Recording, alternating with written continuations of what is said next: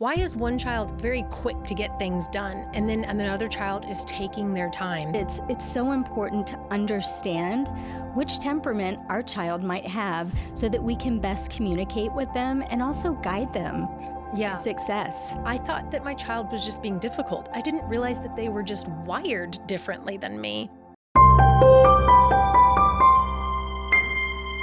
Well, welcome back to the Kairos Bridge channel. Today we are talking about a topic that I actually really love a lot.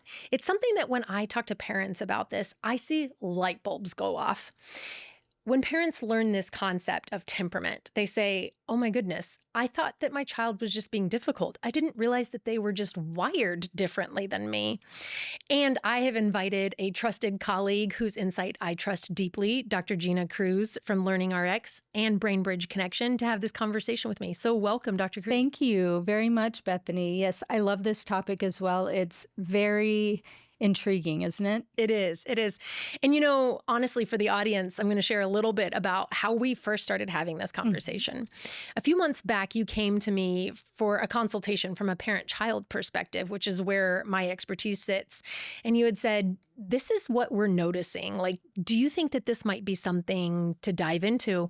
And I made this comment about the discrepancy between temperament, between the parent and the child, because it was very apparent to me that the child was a sanguine, a yellow temperament, but it was apparent also that the parent had a different temperament.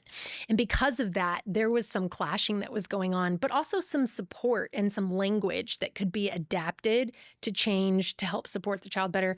And I just remember when I said this to you, your eyes were like, oh my goodness, I think that this might be where to start. And so that's why I'm excited to have this conversation with you, because from a cognitive and developmental perspective, you have noticed over the months how this wiring really shows up in the learning environment for the children that you're training. And I'd love for you to just give a few examples of that. Yes, absolutely. You know, because temperament is the biologically based patterns of responding to the world around us, everyone is different, right? And so we know that it's how the child responds to stress. It's how they express their emotions, etc. And so we have a lot of different students that we see at LearningRx, and then I evaluate a lot of students at Brain Bridge Learning, and I hear about these parent and child relationships. I also hear about teacher and child relationships, and I know that it's so important to understand which temperament our child might have so that we can best communicate with them and also guide them to success. 100%. You know, the way that I like to explain it is the way that someone is just knit together. It's like a fingerprint. It is their wiring. It's not that they're choosing to respond one way or another. Like even when I think between my husband and I, we've got 4 kids between us, and all 4 of them have a different temperament. Wow. And so this is where, like, as a parent, we might say, okay, why is one child ready to jump in and the other child is holding back? Why is one child extremely upset by what I said and the other child couldn't care less? Why is one child very quick to get things done and then another child is taking their time? You know, especially my 2 who are phlegmatic and melancholic, I had to realize that myself and the other 2 children are just moving along so quickly, but I had to give them their space to be able to do that. And it's just natural to how we're wired. I was going to say, I know that when you first talked to me about this, I started like labeling everyone's temperaments. So I know what mine is. I know what my husband is, my mom, you know, my dad, everybody, even my children, even some of our students. Because it changes how we interact with people. When we can understand the language that is inherent to their wiring, we start to realize, I mean, even today, my sister texted me about a work situation and I said, no, that person sounds like a melancholic. They will always be very methodical and calculated and precise. You cannot speed that person up. And she was like, tell me more. So like even in the work environment, it shows up. So I want to talk to the parents who are listening, or even the teachers, because this shows up in the classroom too. I want to orient them to what these 4 temperaments are if they're not familiar with it. One way I do that is especially those in the workplace. If they're familiar with the DISC assessment, that's the adult version of what we're talking about here. But there's 4 temperaments. So you've got your red choleric. This is your person who thrives on loyalty, appreciation. They want organization and they want credit for their work. Yes. Versus you've got your blue melancholic. They like safety. They like space, they like silence, and they want to know that things are planned and secure. Then you've got your green phlegmatic. This person thrives on respect, harmony, worth, and they want the environment to be low stress. They do not like stressful environments. And then finally, you've got your 4th one, your yellow, your sanguine. This person loves appreciation, attention, affection, and approval. These are like your bubbly, your prototypical social butterflies. Okay, so every human may have each of these 4 elements, but one is usually primary. And so when people are trying to think through their primary element, I think I did this with you too. You did. But the way that I describe it is if you, and we even did a session with your staff, and this is how I explained it. If you had a Saturday free to do anything you want, would you make a to-do list and get everything checked off? Or would you call up some friends and get brunch, drinks, go hang out? Because that really tells you, are you a to-do list? Yeah. And same, I'm the to-do list. So it's like, am I a task person or am I a people person? So you can narrow the 2 temperaments down. Then the next quadrant is how do you process? So like when there's a problem in life, do you have to like get everything out and verbalize it with someone else? And then the pressure valve is relieved to be able to make an informed decision? Or do you need some time and space to think about it to yourself? Because that's really our melancholics and phlegmatics. So people can think like, am I an external processor or an internal? And then am I task or people oriented? And that's how they can figure out what they are. But it's one thing to just talk about these temperaments and how they're classified. It's something else to see it in action. Yes. And you see it in action every day with the kids that you train. I do. So tell us some of the characteristics that you're seeing, not only from the things that they need that I've talked about, but also like, how are you able to tailor the way that you speak to them and you train them and you build them up based off of those core values? You know, it's funny that you ask because I do this with cognitive skills as well. So I can drive through a drive-through and say, oh my gosh, that person has some working memory challenges or they process slowly. So it's automatic for me. And I'm getting to that place with temperaments as well. And so, you know, we have... myself, I'm choleric for sure. So I do kind of thrive on autonomy. I do benefit from choices and collaboration, but I'm definitely naturally assertive and goal-oriented. So I can see reds really easily because that is me. I think you are a red as well. Yes. And then, you know, but throughout my session, we definitely have a good mix of a few cholerics, but I see a lot of phlegmatics and melancholics. Both of my children are melancholic, and so they really need kind of that time and information to process. They want those assurances. And then we have some that are talkers, right? And they really like that. They're that joyful connector, that yellow, right? And they work a little differently. They need you to create those connection tasks or to work that connection into tasks. They need you to break things up and make them fun.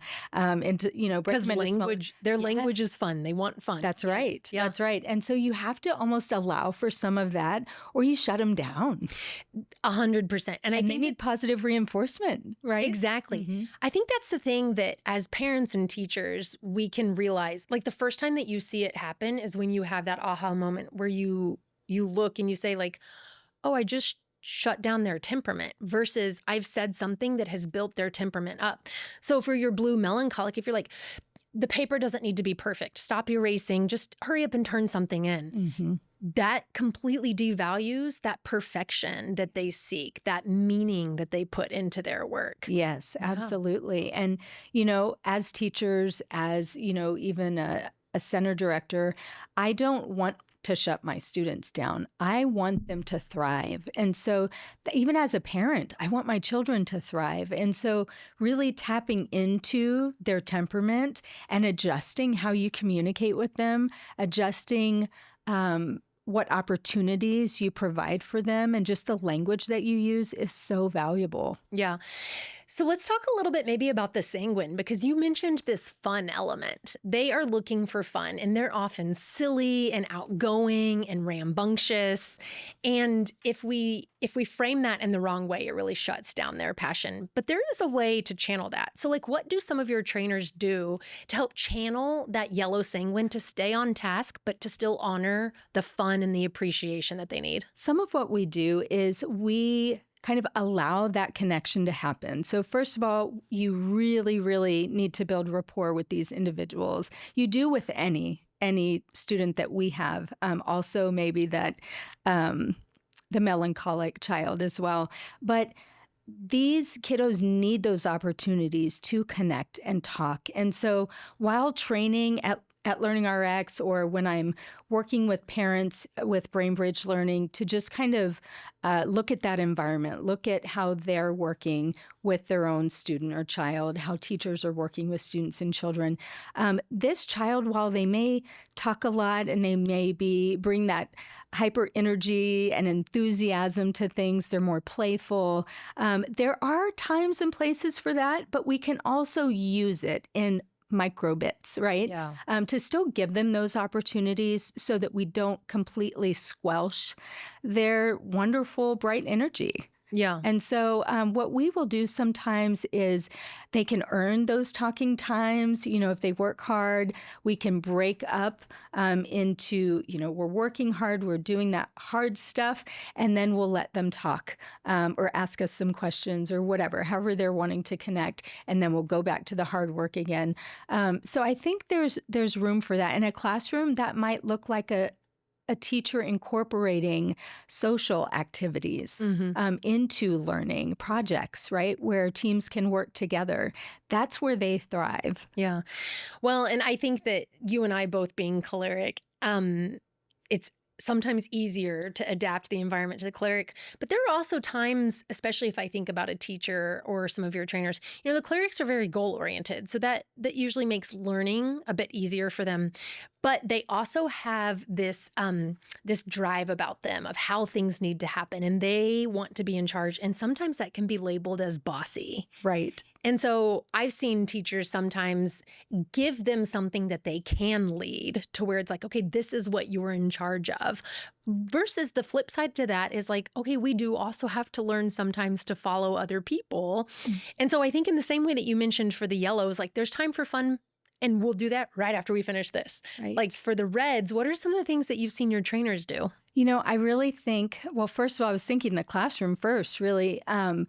Give them those projects where they can be leaders in a healthy way, right? Offer choices. We do that a lot when we have those kiddos that they want to do it their way or they don't want to do it, right? And so sometimes you have to give that choice in order for them to still kind of feel like they are in charge. They're large and in charge, but they are actually doing what you want. You're just letting them choose, right? Right. And so those are some ways, healthy ways to do that. We definitely don't want to shut them down.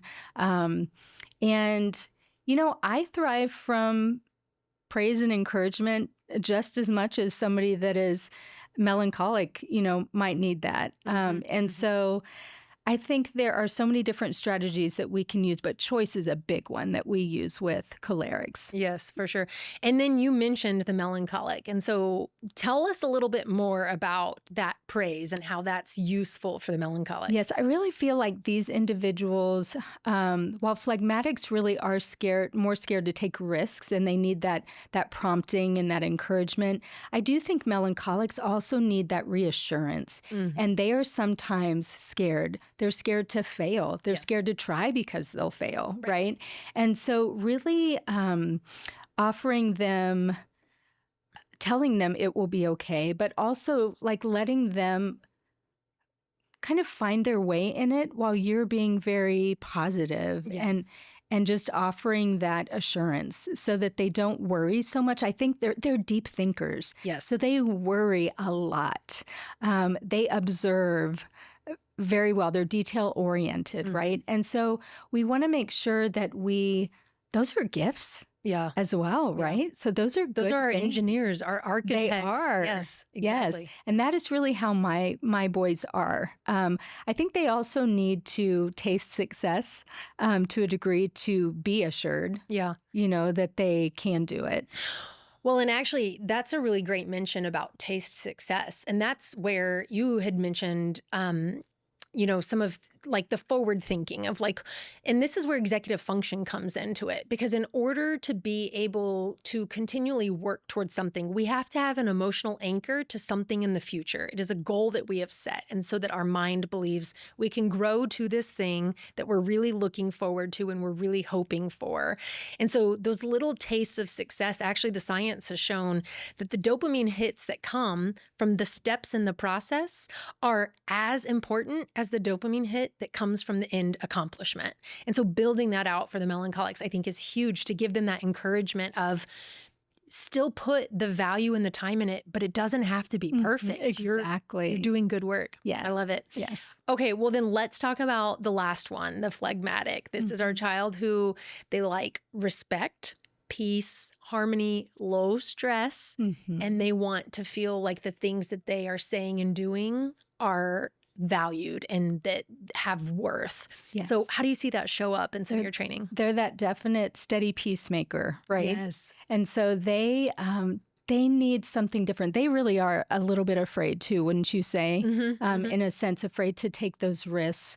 They need that gentle prompting. You're not going to get them to do something by yelling at them. Exactly. You're going to need to speak with them in a calm manner, calm, confident manner. Yeah. So that they are not stressed out and, because they're going to run from that. So you really have to approach them gently, I would say, gentle prompting and encouragement. And I think just providing, like you said, that calm environment. So we see that a lot in our center as well. So we tend to, training itself can be really intensive. Yes. Okay. So high-paced, high stress. Exactly. Yes. And so we don't want to cause the negative stress, right? Adrenaline is one thing, and actually adrenaline can be negative as well, but it can also prompt you to do big things, like lifting a car that your baby's underneath, you know? And so, but phlegmatics don't really respond the same way to that. So when we are pushing them through and encouraging them to push through the hard thing, we have to go about it just in a more gentle manner. We can't just, we're not yelling at them even like a cheerleader. That's probably going to be more stressful for them. And so encouraging them and reminding them who they are and what they can do. Yeah. The word that you used, I think, is so important, suggest. It's like the power of suggestion. So again, it comes to those choices where it's like, this is the thing we have to get done. How would you like to go about it? You can choose. But suggesting that to them holds a lot of power. And actually, our cholerics and our phlegmatics are great leaders because they are so opposite. The red choleric is a great leader because they are on top of tasks and they can delegate and they can get people in line to do what needs to be done. But the green phlegmatics are also really great leaders because they listen. Yes. They suggest, they bring people along and they say, this is how I think we should do it. Do you agree? And that's their personality. And so many people also gravitate to that, like, invite me in and let's do it together. That's a really good point. I think as a choleric, I can be intense and I'm a task master. Boy, can I knock out tasks. But that is not always best for people either, right? And so having that phlegmatic that can come and, collaborate with that person, but also listen. Yeah. Like you said, I think I'm a pretty good listener, but I think I could listen better just because I'm so task oriented. Same. I am 100% and goal focused, right? Yes. Like, let's get it done. Yes. Yeah. Well, honestly, as I mentioned, this really resonates with a lot of families that I have spoken to where there have been misunderstandings because they thought that their child was just being difficult or defiant, but it was literally they were in opposite quadrants of the temperament spectrum. Yes. And so once we understand that it's this concept of wiring And if we can understand our child and their wiring, the language that they speak internally, and the words that build them up and speak to them, we can change our approach to this. And it definitely adds harmony, right, to that parent-child relationship, and even probably to the household and the classroom once you 100%. understand these temperaments. Exactly, yes. Well, as we wrap up, if you had to give one piece of encouragement to parents that you have noticed in your own life as a parent, in your role as a teacher, or even as a trainer, as it relates to temperament, what encouragement would you give parents or teachers? To pay attention, to live in moments with your children, with your students, because as a taskmaster, right, I can fly right through those. But listen and pay attention, because once you learn what your child or your student's temperaments are, you can much more easily, like your job will be easier even as a parent, as you raise them, as you teach them. Yes. Because you are approaching them the way that they need to be approached, and you're understanding them the way they need to be understood. 100%. And who doesn't want their job to be easier? Right. Like the friction in life starts to dissolve when we start to realize like, oh, I just said it in a way that completely rubbed them the wrong way. Let me say it differently. Well, this has been great. Thank you so much for joining us. For those that are listening, tell them a little bit about how they can find you if they want to work with you some more. So the best place to reach me is at LearningRx, San Antonio Northeast. But you can also, there are multiple centers in San Antonio, so you can actually look online, go to learningrx.com/SA to find the center nearest you. But my other business is coming out pretty soon, so look for that website. It is brainbridgelearning.com. Yes, and I'm so excited because we have already had a lot of collaborations with you at BrainBridge Learning, and so I'm really excited for that to officially launch. For those of you watching, if this has been informative for you, please be sure to share with someone else, like, and follow. If you want a deeper dive, you can head on over to theKairosBridge.com, where I offer some parenting guides on this topic, some mini courses, as well as some resources that you can download for understanding what is your child's core value system, what language do they speak, and how can you make sure that you speak that language along with them. Thanks for tuning in.